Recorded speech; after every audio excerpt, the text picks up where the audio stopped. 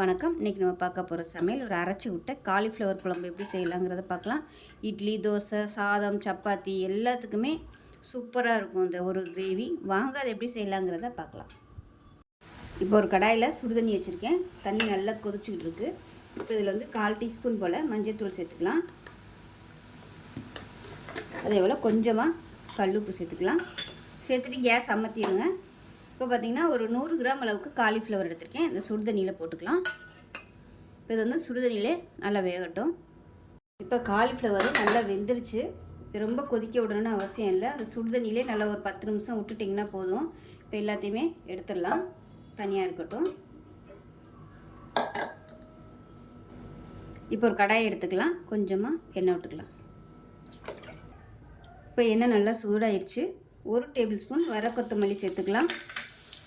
1/2 table spoon சோம்பு, 1/4 table spoon மிளகு, அதே மாதிரி 1/2 டேபிள் ஸ்பூன் சீரகம் சேர்த்துக்கலாம். இது எல்லாத்தையும் நல்லா பொரிய விட்டுக்கலாம். இப்போ பாருங்கள், நல்லா பொரிஞ்சு ஃப்ளேவர் வருது. மீடியம் சைஸாக ஒரு பெரிய வெங்காயம் சின்ன சின்னதாக கட் பண்ணி வச்சுருக்கேன், அதை சேர்த்துக்கலாம். அது கூடவே ஒரு 5 சின்ன வெங்காயமும் சேர்த்துருக்கேன்.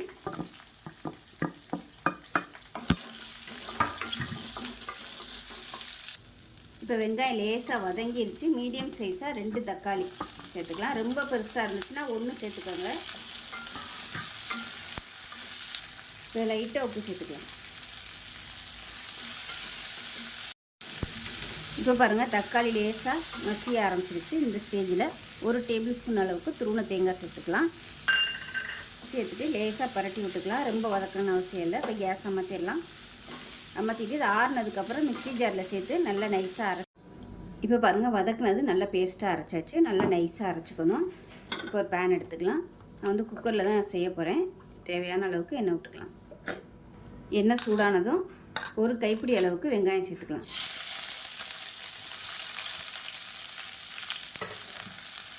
வெங்காயம் வதங்கிட்டு இருக்கையிலே கொஞ்சமாக புதினா இலை சேர்த்துக்கலாம். கொஞ்சமாக கருவேப்பிலை சேர்த்துக்கலாம். புதினா வந்து நல்ல ஃப்ளேவர் கொடுக்கும்.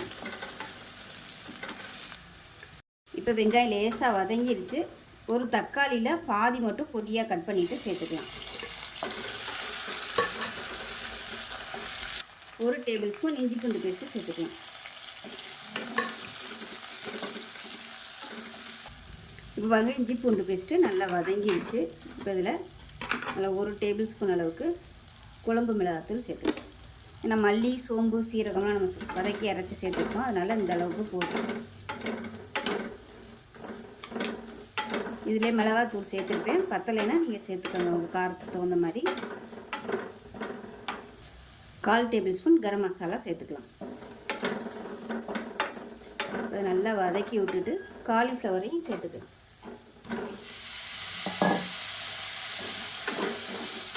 காலிஃப்ளவர் சேர்த்து நல்லா வதக்கி விட்டுட்டு அரைச்சி வச்சுருக்க அந்த பேஸ்ட்டையும் சேர்த்துக்கலாம்.